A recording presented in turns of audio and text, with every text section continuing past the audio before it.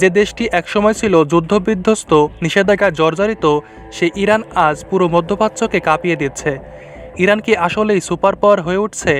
এই ভিডিওতে আমরা জানব কিভাবে ইরান সামরিক, রাজনৈতিক, ধর্মীয় এবং প্রযুক্তিগত দিক থেকে ধাপে ধাপে এক ভয়ঙ্কর শক্তিতে পরিণত হচ্ছে, যাকে পাশ্চাত্য দুনিয়া আর হালকা করে দেখছে না।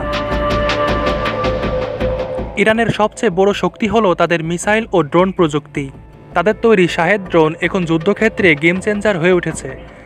শাহেদ 136, ফাথা 110, খেইবার শেকান এইগুলো শুধু দূরপল্লার নয়, প্রতিরক্ষা ভেদ করতেও সক্ষম। বিশেষ করে ইরান এখন হাইপারসনিক মিসাইল তৈরি করছে, যার গতি শব্দের থেকেও অনেক গুণ বেশি। এই অস্ত্র পাশ্চাত্যের জন্য মারাত্মক হুমকি। ইরান ইতিমধ্যেই 60% ইউরেনিয়াম সমৃদ্ধ করেছে। যদি তারা চায় তাহলে খুব অল্প সময়ে পরমাণু অস্ত্র তৈরি করতে পারে, এমনটাই বলেছে আন্তর্জাতিক পর্যবেক্ষক সংস্থা।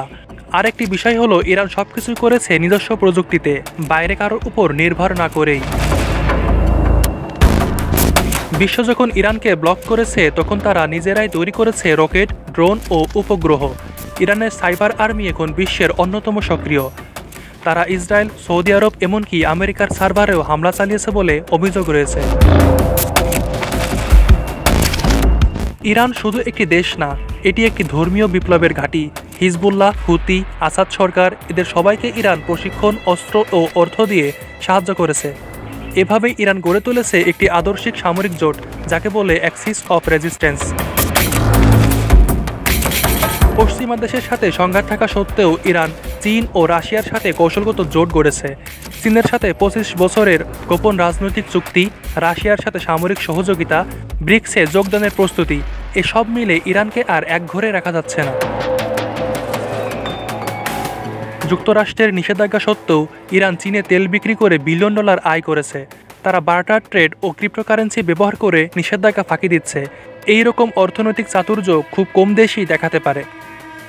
ইরান হয়তো এখনও সুপার পাওয়ার নয়, কিন্তু তারা যেভাবে প্রযুক্তি, অস্ত্র, আদর্শ, কূটনীতি ও অর্থনীতিকে কাজে লাগাচ্ছে, তাতে একথা নিশ্চিতভাবে বলা যায়, ইরান এখন আর শুধু মধ্যপ্রাচ্যের দেশ নয়, এটি একটি আদর্শিক সামরিক শক্তি যাকে পাশ্চাত্য ভয় পায়।